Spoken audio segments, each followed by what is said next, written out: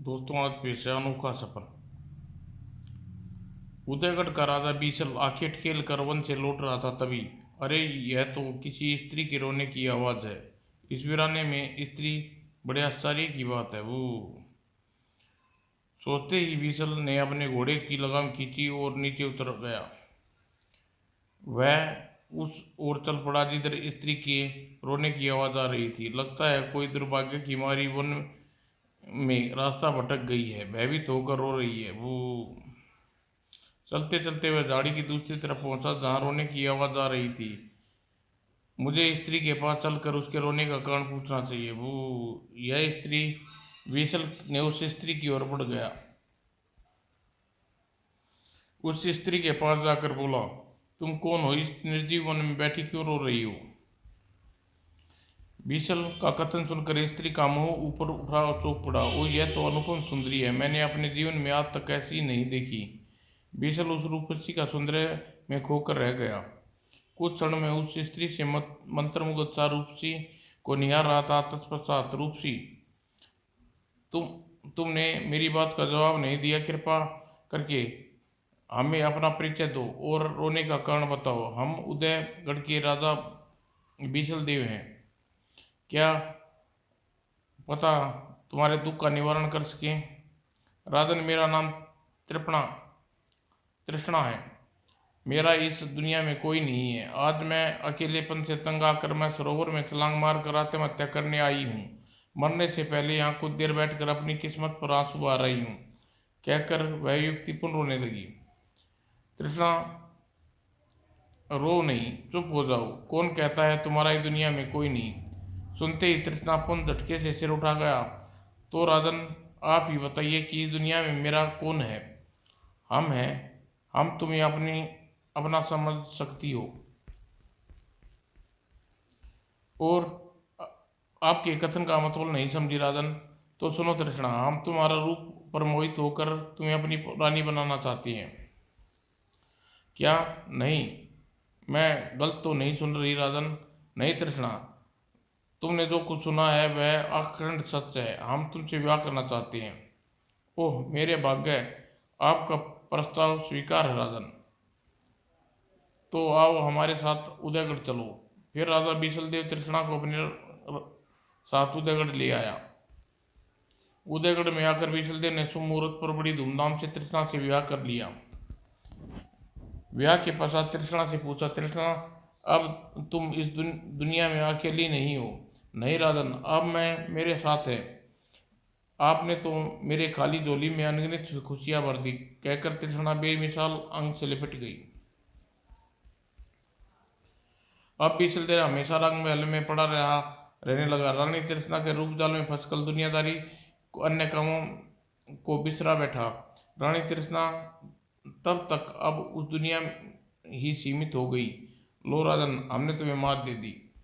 रानी, तुम तो चौपट में भी माहिर खिलाड़ी हो। वह हर वक्त तृष्णा के साथ रंग रंग में डूबा रहता। प्रजा उसे अब तनिक परवाह नहीं थी। बीसल के दरबार में आने वाली प्रजा बड़े कष्ट में थी। न जाने महाराज को क्या हो गया है। जब से उनका विवाह हुआ है तब से प्रजा को पूरी तरह भुला बैठे हैं।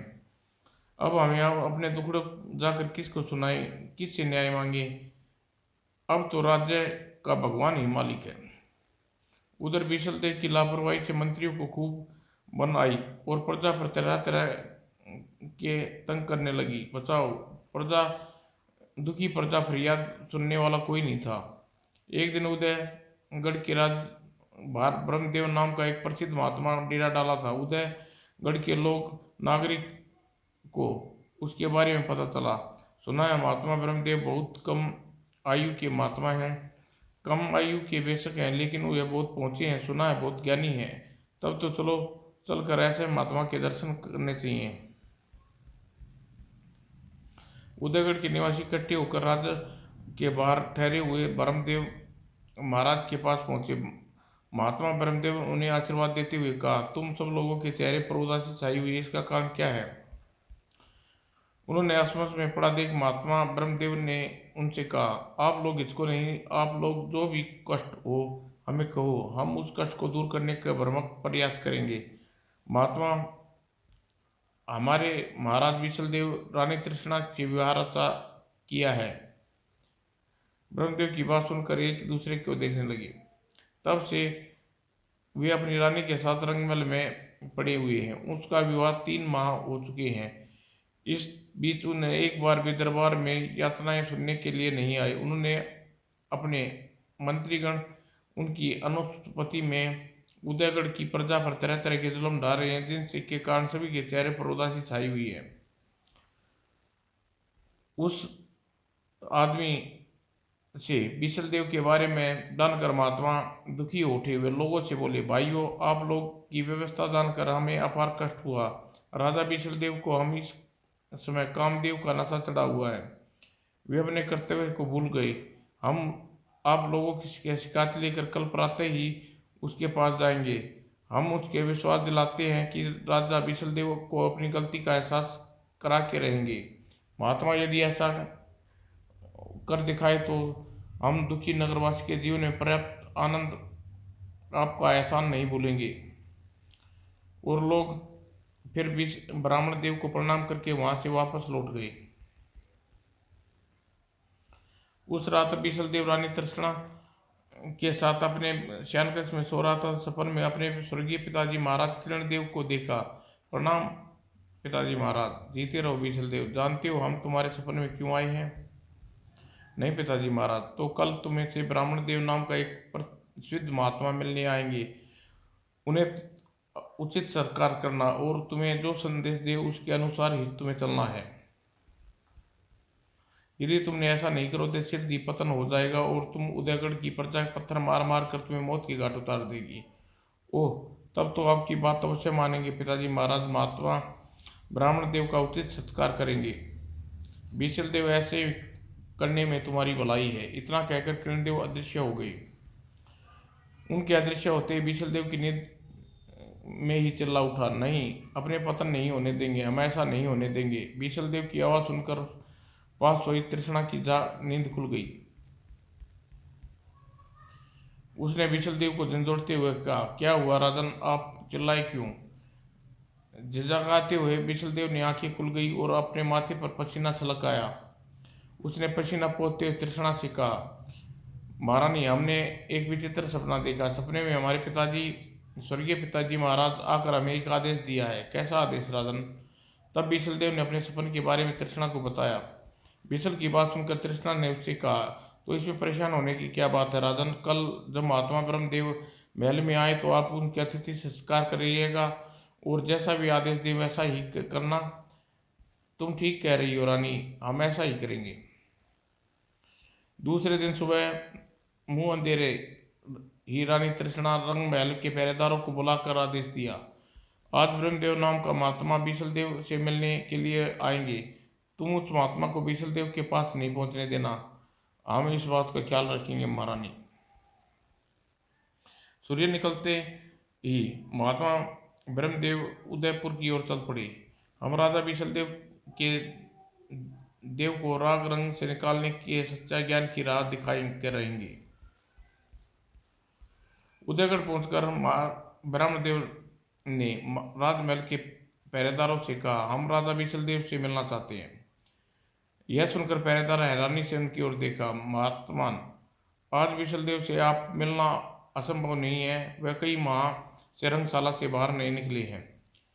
तब ठीक है, आप लोग कृपा करके उनसे राजा से रंग महल में पहुंचा दीजिए। एक पहरेदार ने रंग महल के द्वार पर छोड़ाया और महात्मा ब्रह्मदेव रंग महल के पहरेदारों से बोले, जाकर राजा बीसलदेव से कहो, ब्रह्मदेव नाम का एक महात्मा आपसे मिलना चाहते हैं। आप यहीं ठहरिए, अभी उनके सामने आपको सूचित देकर आती हैं। कहकर पहरेदार महल में चला गया। कुछ देर बाद वापस लौटकर ब्रह्मदेव से कहा, महाराज बीसलदेव इस समय नृत्य संगीत महफिल में व्यक्त है। महफिल समाप्त होते ही आपसे मिलने आएंगे। आप स्वयं रुककर उसकी प्रतीक्षा कीजिए। ठीक है, हम रुक कर उनकी आने की प्रतीक्षा करेंगे। अंदर रंग महल में सचमुच ही नृत्य संगीत महफिल जमी हुई थी। राजा बीसलदेव रानी तृष्णा के साथ नृत्य संगीत का आनंद उठा रहे थे। दूसरी ओर पहरेदार आपस में फुसफुसा रहे थे। महाराज ब्रह्मदेव को मैंने कैसा मूर्ख बनाया, मैंने इसके आने की सूचना महाराज तक पहुंचाई ही नहीं। बेचारा ब्रह्मदेव न जाने कब तक महाराज की प्रतीक्षा करते रहेंगे। उधर ब्रह्मदेव रंग महल के द्वार के पास खड़े खड़े जब सारा दिन बीत गया तो सोचा, लगता है विशल देव मुझसे मिलना ही नहीं चाहते। तभी तो उन्होंने सूचना भिजवाने पर सारा दिन मुझे नहीं मिलने आए। अब मुझे यहाँ से वापस चलना चाहिए। यह सोचकर महात्मा ब्रह्मदेव विशल देव के मिले बिना ही वापस लौट गए। जब सारा दिन बीत गया तो महात्मा ब्रह्मदेव विशल देव से मिलने नहीं आए। लगता है रात को हमने जो सपन देखा था वह झूठा था। तभी तो ब्रह्मदेव नाम का महात्मा हमसे मिलने नहीं आए। उस रात विशल देव सोया तो स्वर्गीय राजा किरणदेव पुनः उसके सपने में आए। विशल देव, तूने हमारी बात नहीं मानी, तुम ब्रह्मदेव से मिले क्यों नहीं? पिताजी महाराज, मैं तो सारा दिन महाराज महाराज ब्रह्मदेव के आने की प्रतीक्षा करता रहा, लेकिन वह मुझसे मिलने आए ही नहीं। यह तुम्हारा भ्रम है विशल देव। महात्मा ब्रह्मदेव देव स्वयं तुमसे मिलने आए थे, लेकिन तुम नाच रंग में लीन रहे, चुपचाप लौट गए। तो तुम्हें पहरेदारों ने आने की सूचना तक जानबूझकर नहीं पहुंचाई। ओह विशल दल, मैं तुम्हारी पुनः चेतावनी दे रहा हूँ। अगर तुम महात्मा ब्रह्मदेव से मिलने के लिए समय चलकर उनके पास नहीं गए तो याद रखो, ऐसा नहीं करोगे तो जीवन भर पछताओगे। क्षमा करें पिताजी महाराज, मैं महात्मा ब्रह्मदेव के महल में आए और मुझसे मिल न सके। मैं आपको वचन देता हूँ, कल स्वयं महात्मा ब्रह्मदेव से मिलने जाऊंगा। दूसरे दिन विशल देव ने रानी तृष्णा से कहा, महारानी, मैं बाहर ठहरे हुए महाराज ब्रह्मदेव से मिलने जा रहा हूँ। ये क्या महाराज, आज तो आपके लिए विशेष तौर पर मैंने अपने हाथों में मेहंदी लगवा रही हूँ, आज आप मुझे छोड़कर महात्मा के पास जा रहे हैं। तृष्णा रूठ कर बैठ गई। जब विशल देव ने तृष्णा को काफी अनुनय किया तो अंत में तृष्णा ने उससे कहा, ठीक है राजन, जब आप जिद कर रहे हैं तो चले जाइए, पर मेरे हाथों में लगी मेहंदी सूखने से पहले आपको महल वापस लौट कर आना होगा। मैं इस बात का वचन देता हूँ रानी तृष्णा। और जब तृष्णा से अनुमति लेकर रथ पर विशल देव महल से चल पड़े। पता नहीं महात्मा ब्रह्मदेव मुझे कैसे आदेश देंगे। इन्हीं सोचों में डूबा हुआ मैं महात्मा ब्रह्मदेव के पास पहुंचा। महात्मा ब्रह्मदेव तो लोगों से घिरे हुए हैं, मुझे भीड़ चीर कर उनके पास पहुंचना चाहिए। यह सोचकर विशल देव रथ से उतरा और भीड़ चीरता हुआ महात्मा ब्रह्मदेव के पास पहुंचा। हाथ जोड़कर बोला, महात्मा, मैं क्षमा मांगने आया हूँ। कल आप मुझसे मिलने महल आए थे, लेकिन मैं आपसे मुलाकात न हो सकी, मुझे इस बात का दुख है। विशल देव की बात सुनकर महात्मा ब्रह्मदेव मुस्कुराए, फिर कुछ सोचकर बोले, राजन, यदि तुम सचमुच दुख है तो मेरे साथ पास मेरी कुटिया है, वहां चलकर मैं तुम्हें ज्ञान देना चाहता हूँ। चलिए महात्मा। तब महात्मा ब्रह्मदेव उठकर कुटिया की ओर चले दिए। विशल देव उठकर उसके पीछे चल दिया। विशल देव ब्रह्मदेव के पीछे तो चल दिया, लेकिन मन ही मन सोच रहा था, मैं कहाँ फंस गया। रंग रस का रसिया और ये महात्मा मुझे ज्ञान की शिक्षा देना चाहते हैं। साथ ही वह तृष्णा के कथन भी याद आया। ठीक है राजन, आप जाने की जिद कर रहे हैं तो चले जाइए, पर मेरे हाथ में मेहंदी सूखने से पहले आपको महल वापस लौट कर आना होगा। मैं रानी को वचन दे के आया हूँ, पर पता नहीं मेहंदी सूखने से पहले महल लौट पाऊंगा या नहीं। मैं वचन देता हूँ हमारी रानी तृष्णा। और कुटिया में पहुंचकर ब्रह्मदेव विशल से कहा, राजन, तुम आराम और शान शौकत का जीवन अच्छा लगता है? हाँ महात्मन। तो आओ, मैं तुम्हें स्वर्ग लिए चलता हूँ। क्या ऐसा हो सकता है महात्मन? ब्रह्मदेव विशल देव का प्रश्न का उत्तर देते हुए कहा, विशल, तुम अपनी आंखें बंद करो, 1 मिनट के लिए पश्चात आंखें खोलना, तुम अपने आप को स्वर्ग में खड़े पाओगे।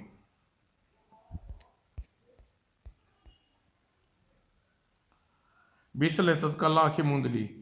1 मिनट बाद जब वो आंखें खोली तो उसने अपने आप को भव्य नगरी में खड़े पाया। हक्का बक्का सा चारों ओर देखने लगा, क्या यही स्वर्ग है? वह हैरान सा चारों ओर देख रहा था कि एक अत्यंत रूपसी स्त्री उसके पास आकर बोली, तुम कौन हो? मैं पृथ्वी का निवासी उत्तमगढ़ का राजा बीसल देव हूँ। लेकिन आप कौन है? यह कौन सी नगरी है?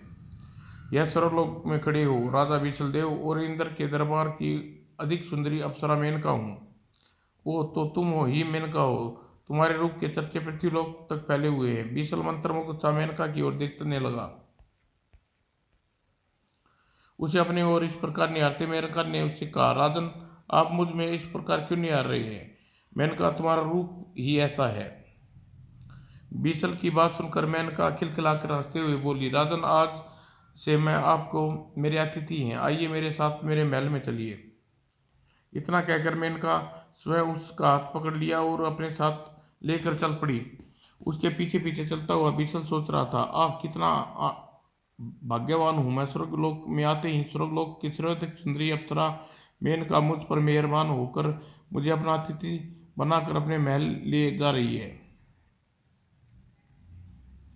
अपने महल पहुंचकर मेनका एक कक्ष में ले आई। राजन, यह आपके रहने का कक्ष है। वो इतना सुंदर कक्ष तो हमारे महल में एक भी नहीं है। बीसल कक्ष की सुंदरता में खो गया। मेनका ने उससे बोली, महाराज, राजन, अब आपकी जो भी इच्छा हो मुझसे कहिए, तत्काल ही इच्छा पूर्ण करूंगी। मेनका, हमने इंद्र की सभा में तुम बहुत उत्तम नाचती हो। हम उसी नृत्य में अपनी आंखों से देखना चाहते हैं। बीसल के आग्रह पर मेनका बड़ा मनमोहनी नृत्य उसके सामने पेश किया। बीसल मेनका का नृत्य देखकर दंग रह गया। बीसल मेनका के महल में रहने लगा। महल में हर समय उसकी सेवा में लगी रहती। जब दिन जब दिन मेनका उसके पांव दबा रही तो बीसल ने सोचा, मेरी इतनी सेवा तो रानी तृष्णा भी नहीं करती थी। न रानी तृष्णा मेनका के समान रूपवती है, क्यों न मेनका से विवाह कर लूं। बीसल के विचारों में खुआदिक मेनका ने उससे पूछा, राजन, क्या सोचने रहे हो? क्या पृथ्वी की याद आ रही है? नहीं मेनका, ऐसी कोई बात नहीं। फिर पृथ्वी लोक पर याद रखने लायक लायक है ही क्या? राजन, बातों में न टालिए। आपको मेरी सौगंध, मुझे बस सच सच बताइए, आप क्या सोच रहे थे? तो सुनो मेनका, मैं सोच रहा था यदि तुम्हारा और हमारा विवाह हो जाए तो जीवन सफल हो जाए। बीसल की बात सुनकर मेनका सोच में पड़ गई। फिर वो सोचकर बोली, राजन, आप भूल जाए कि स्वर्ग में है।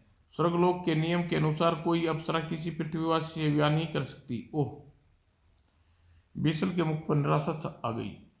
उसे निराश देखकर मेनका ने उससे कहा, राजन, निराश न होइए। देवलोक इंद्र की कृपा इंद्र की विशेष कृपा है। मैं आपसे विवाह करने के बारे में देवराज इंद्र से बात करूंगी। मुझे विश्वास है देवराज इंद्र मेरी बात नहीं टालेंगे और स्वर्गलोक के नियम में ढील देकर मेरा आपका विवाह होने देंगे। तब तो मेनका आज ही देवराज इंद्र के पास जाकर इस विषय में बात करो। आप दोनों आप अभी वे दोनों इस प्रकार वार्तालाप कर रहे थे कि देवराज इंद्र के दूत ने वहां प्रवेश किया। मेनका से कहा, मेनका, बहुत दिनों से देवराज इंद्र के दरबार में उपस्थित नहीं हुई। देवराज इंद्र इसी बात पे बहुत नाराज है। उन्हें तुम्हें इसी समय बुलाया है। ठीक है, तुम चलो, मैं कुछ देर में आऊंगी। मेनका का कथन सुनकर दूत चला गया। दूत के जाने के बाद मेनका ने कहा, राजन, आप विश्राम कीजिए, मैं देवराज इंद्र के पास जा रही हूँ। ठीक है मेनका। तब मेनका कक्ष का द्वार की ओर जाने लगी। जैसे ही द्वार के समीप पहुंची, बीसल ने आवाज देते हुए उससे कहा, ठहरो मेनका, जाते वक्त मेरी एक बात सुनो। मैं सुनकर मेनका ठिनकी और रुक गई। तब बीसल ने उससे कहा, मेनका, तुम देवराज इंद्र के पास जा रही हो। आज ही तुम देवराज इंद्र से विवाह के बारे में वार्तालाप कर लेना। यह आपने अच्छा याद दिलाया राजन। आप आइए, आप भी मेरे साथ देवराज इंद्र के पास चलिए। मैं आपकी उपस्थिति में उनसे विवाह करने के बारे में बात कर लूंगी। तब बीसल उठकर उसके साथ चल दिया। दोनों इंद्र के महल के बाहर पहुंचे। यह तो इंद्र का महल, जिसकी कीर्ति पृथ्वी पर फैली हुई है। तभी महल में अप्सरा रंभा बाहर निकली। मेनका पर दृष्टि पड़ते ही बोली, मेनका देवराज इंद्र बहुत क्रोधित है, जरा संभल कर उसके पास जाना। रंभा, क्या तुम पता है देवराज इंद्र किस बात पर क्रोधित है? मेनका, देवराज इंद्र तुम्हारे पर ही क्रोधित है। तुम कई दिन से उसकी सेवा में उपस्थित जो नहीं हुई, वो तुमसे बहुत क्रुद्ध है। ओह, अब क्या होगा? मन ही मन घबराती हुई मेनका बीसल के साथ देवराज इंद्र के पास पहुंची। बीसल पर दृष्टि पड़ते ही देवराज इंद्र की बुट्टी चढ़ाकर मेनका से पूछा, मेनका तुम्हारे साथ यह कौन है? यह व्यक्ति हमारे देवलोक का निवासी प्रतीत नहीं होता। देवराज, आपका कथन सत्य है, यह पृथ्वी के उदयपुर के राजा बीसल देव है। इस समय यह मेरे अतिथि हैं। ओ, अब हमारी समझ में आया, तुम इतने दिन से हमारे दरबार में नृत्य क्यों नहीं आई? साधारण मनुष्य की खातिर तुमने हमारी अवहेलना कर बैठी। क्षमा करें देवराज, मैं आपकी गलती स्वीकार करती हूँ। मेनका, हमारी शान में जो भी गुस्ताखी करता है, हम उसकी केवल सजा एक है, सजाए मौत। नहीं देवराज इंद्र, ऐसा जुल्म न करना। मेनका का मनोहार इंद्र पर कोई असर न डाला। वह तत्काल ही जल्लाद को बुलाकर आदेश दिया, जल्लाद तुरंत ही इन दोनों की गर्दन उड़ा दो। जो आज्ञा देवराज। बीसल की सिट्टी पिट्टी गुम हो गई। यह मैं क्या, किस कुछ चक्कर में फंस गया? मैं स्वर्गलोक आया था, न ये इस प्रकार मौत की सजा पाता। भाड़ में जाए मेनका और भाड़ में जाए स्वर्गलोक। जैसे ही बीसल ने गर्दन उड़ाने के लिए जल्लाद ने अपना पर्चा उठाया, अपनी मृत्यु के सामने देखकर पेस्तल चलाया, नहीं मुझे मत मारो कहने कहकर वह भय से आंखें मूंद ली। और जब उसने आंखें खोली तो पृथ्वीलोक में महात्मा ब्रह्मदेव के सामने बैठा था। ब्रह्मदेव उसकी ओर देखते हुए कहा, कहिए राजन, स्वर्गलोक की यात्रा कैसी रही? भाड़ में जाए स्वर्गलोक महाराज, मुझसे तो अपना पृथ्वीलोक ही बढ़िया है, जहां मेरी जान के लाले पड़ गए थे। सुनकर ब्रह्मदेव हंस पड़े। बीसल देव, तुम्हारा चरित्र बहुत कमजोर है। इसी चरित्र के बल पर तुमने राजा होने का दम भरते हो। यह आप क्या कह रहे हैं महात्मन?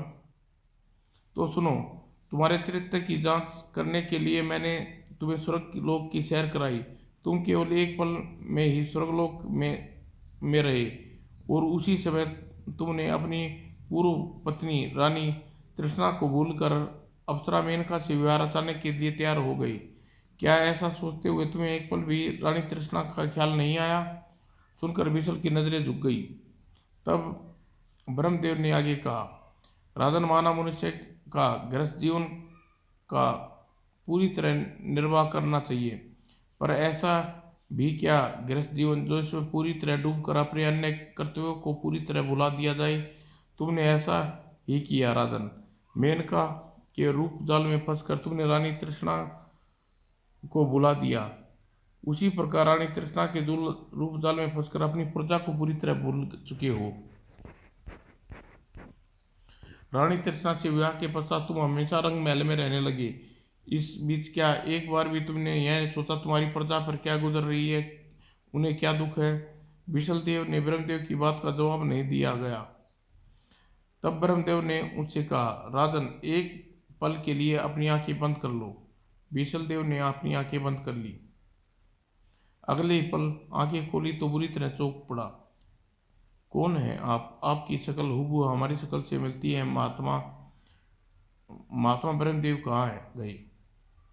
सुनकर सामने बैठा हम सकल मुस्कुराते हुए कहा, विस्मय न पड़ो राजन, हम ही ब्रह्मदेव हैं। यह कैसे हो सकता है? बीसल देव हैरान हो उठा। कुछ सोचकर वह ब्रह्मदेव से बोला, लेकिन आपकी सूरत हूबहू हमसे मिलती है। राजन, हम दोनों की सूरतें में एक समानता है, लेकिन यह भी सोचो कि हम दोनों की सीरत में कितनी भिन्नता है। तुम सुख ऐश्वर्य में रहने वाली और मैं एक सन्यासी। बीसल की समझ में ब्रह्मदेव की बात नहीं आई। तब ब्रह्मदेव ने उससे आगे कहा, बीसल, अब तुम्हें बताता हूँ तुम्हारी और मेरी सूरत इतनी समानता कैसे है। बीसल उत्सुकता से ब्रह्मदेव की ओर देखने लगा। तब ब्रह्मदेव ने उसे बताया, बीसल, यह सच्चाई है कि तुम और मैं जुड़वा भाई हैं। क्या हम अपनी माँ की कोख से अकेले पैदा हुए थे? बीसल असमझ में पड़ गया। तब ब्रह्मदेव ने कहा, बीसल, तुम्हारी यह शंका का निवारण मेरे लिए और तुम्हारे तुम्हारे जन्म से पहले की कथा सुनाता हूँ। वह उस समय की बात है जब तुम अपनी माँ महारानी लक्ष्मी के गर्भ में थे। एक बार हमारे पिताजी महाराज राजा किरणदेव हमारी महारानी लक्ष्मी के साथ वन में भ्रमण के लिए गई।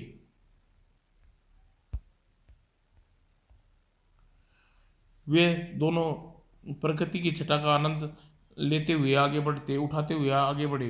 कैसा मनोरम दृश्य है, चारों ओर हरियाली ही हरियाली है। सचमुच महाराज, वन में मोहक दृश्य तो मन आनंदित करने वाला है।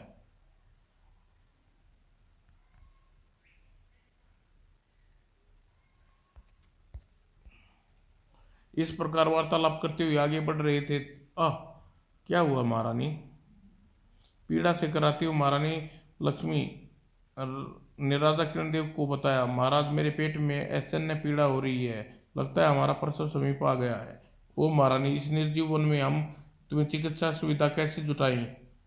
रथ से उतरकर राजा किरणदेव परेशान से टहलने लगे। कुछ देर क्षण ही बीते कि नवजात शिशु के रोने की आवाज़ सुनाई दी। लगता है महारानी ने संतान को जन्म दे दिया है। उत्सुकता में राजा किरणदेव रथ की ओर बढ़े।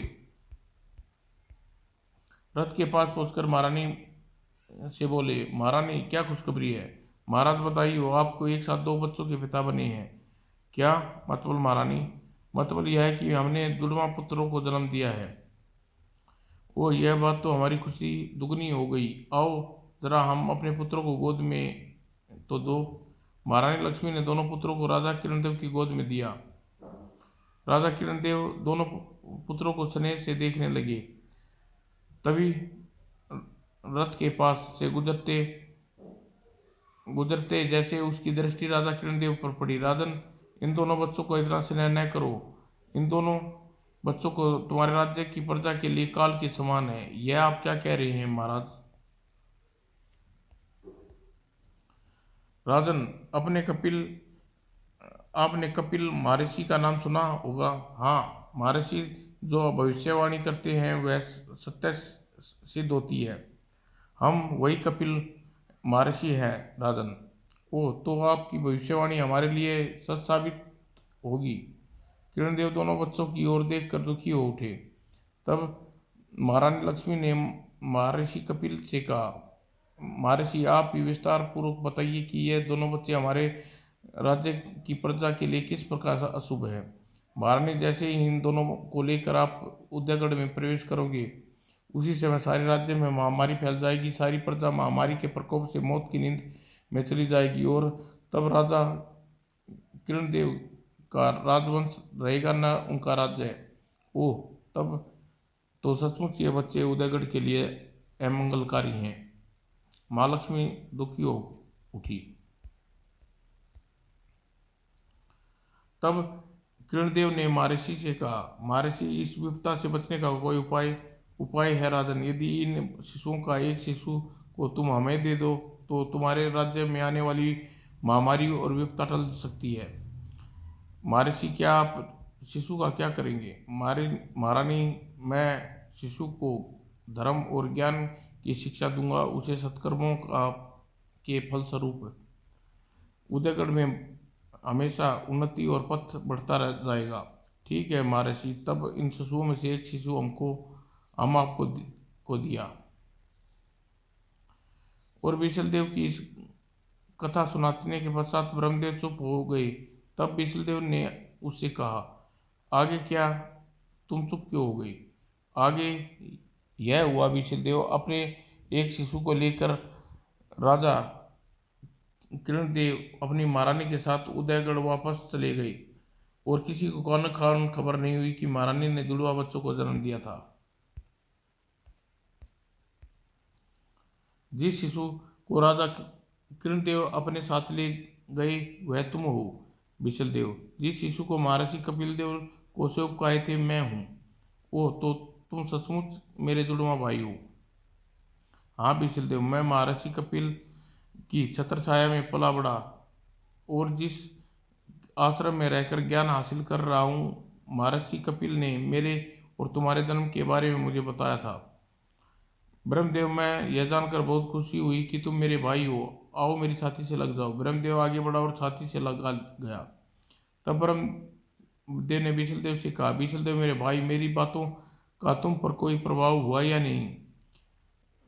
ब्रह्मदेव, तुम्हारी बातों ने मेरी बंद आंखें खोल दी। तुमने मेरा सोया हुआ कर्तव्य बोध जगा दिया। अब हमारे पिताजी महाराज एक एक हमारे पिताजी महाराज थे जो राज्य की प्रजा की खातिर अपने पुत्रों का त्याग कर बैठे। एक मैं हूँ जो प्रजा को बुलाकर अपनी पत्नी के मुंह में डूबा रंग महल में पड़ा रहता हूँ। धिक्कार है मुझ पर। बीसलदेव के चेहरे पर पश्चाताप की रेखाएं उभर आई। यह देखकर ब्रह्मदेव ने कहा, बीसलदेव मुझे खुशी है समय रहते तुम अपने कर्तव्य का भान हो गया। जाओ उदयगढ़ पर जाकर अपनी प्रजा के सुख दुखों को दूर करो। ब्रह्मदेव की बात सुनकर बीसलदेव ने उससे कहा, भाई ब्रह्मदेव, तुम्हें भी मेरे साथ उदयगढ़ चलना होगा। आज से तुम भी हमारे साथ महल में रहोगे। यह नहीं हो सकता बीसलदेव, राज्य के हित के लिए मैंने संन्यास का वर्ण कर चुका हूँ।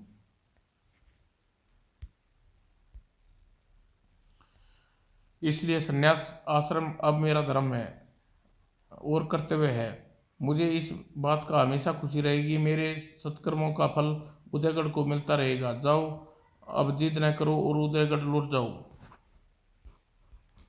तब भारी मन से ब्रह्मदेव विदा लेकर बीसलदेव उदयगढ़ की ओर चल दिया।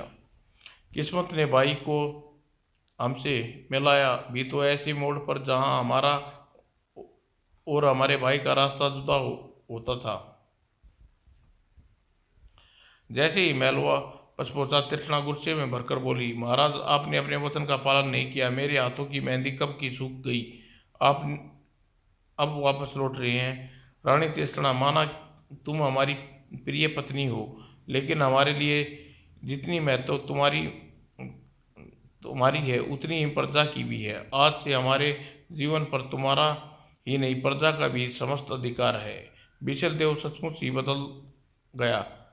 वह पुनः राजकीय रुचि लेने लगा, प्रजा के सुख दर्द दूर दूर करने लगा, जी जान से जुट गया था। समाप्त दोस्तों।